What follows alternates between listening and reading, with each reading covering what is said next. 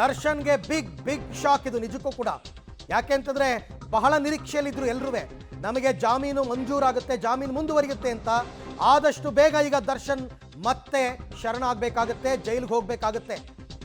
ಬೇಕಾದಷ್ಟು ಕನ್ಸು ಕಂಡಿದ್ರು, devil cinema release ಆಗುತ್ತೆ, ಆ ಟೈಮಲ್ಲಿ ನಾನು ಹೊರಗಡೆ ಇರ್ತೀನಿ ಅಂತೆಲ್ಲ ಕನ್ಸು ಕಂಡಿದ್ರು. ಆ ಸಿನಿಮಾ ರಿಲೀಸ್ ಆಗೋಕ್ಕೂ ಮೊದಲೇ ಮತ್ತೆ ದರ್ಶನ್ ಜೈಲಿಗೆ ಹೋಗಬೇಕಾಗಿ ಬಂದಿದೆ. ಇದು ಸುಪ್ರೀಂ ಕೋರ್ಟ್ನ ಆದೇಶ. ದರ್ಶನ್ ಶರಣಾಗದಿದ್ರೆ ವಶಕ್ಕೆ ಪಡೆಯಿರಿ. ಪೊಲೀಸರಿಗೆ ಸುಪ್ರೀಂ ಕೋರ್ಟ್ ಕಟ್ಟಾಜ್ಞೆ. ಶರಣಾಗದಿದ್ದರೆ ವಶಕ್ಕೆ ಪಡೆಯಿರಿ, ಅರೆಸ್ಟ್ ಹಿಮ್. ಆದಷ್ಟು ಬೇಗ ದರ್ಶನ್ ಕೋರ್ಟ್ಗೆ ಶರಣಾಗಬೇಕಾಗುತ್ತೆ. ಕೂಡಲೇ ದರ್ಶನ್, ಅದಕ್ಕೆ ಟೈಮೇ ಕೊಟ್ಟಿಲ್ಲ. ತುಂಬಾ ಕಠಿಣವಾದಂತಹ ತೀರ್ಪು ಇದು ಕೊಟ್ಟಿರ್ತಕ್ಕಂಥದ್ದು. ಮುಲಾಜಿಲ್ದೆ ತೀರ್ಪು ಕೊಟ್ಟಿದೆ ಸುಪ್ರೀಂ ಕೋರ್ಟ್.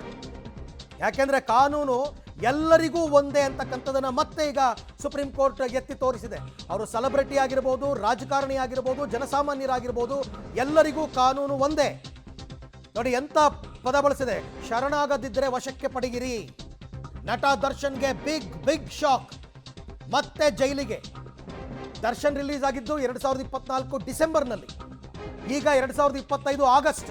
ಹೆಚ್ಚು ಕಡಿಮೆ 8-9 ತಿಂಗಳು ಹೊರಗಡೆ ಇದ್ರು ದರ್ಶನ್ ಅಷ್ಟೇ. ಈಗ 8-9 ತಿಂಗಳ ಅವಧಿಯಲ್ಲೇ ಮತ್ತೆ ಜೈಲಿಗೆ ಹೋಗಬೇಕಾದಂತಹ ಅನಿವಾರ್ಯತೆ ಬಂದಿದೆ. ಕೂಡಲೇ ದರ್ಶನ್ ಶರಣಾಗಬೇಕು.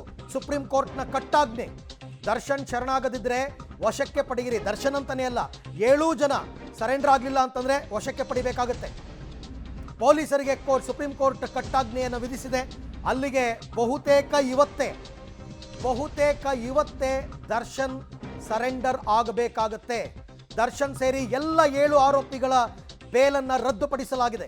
ನಟ ದರ್ಶನ್ಗೆ ಇದು ನಿಜಕ್ಕೂ ಕೂಡ ಬಿಗ್ ಶಾಕ್.